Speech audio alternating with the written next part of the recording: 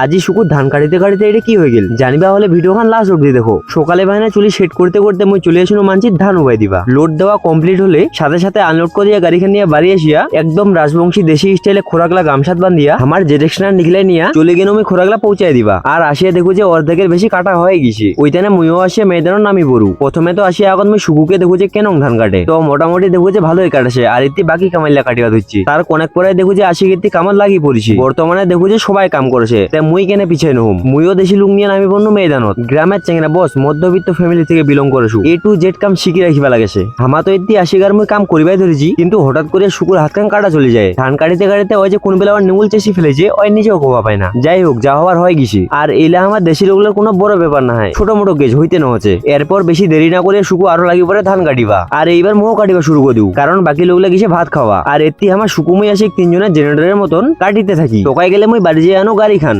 এরপর কালেকশন করিবা আমার যাবাই ধরি, কিন্তু হঠাৎ করে দেখা গেল আমার এচি ভাইয়ের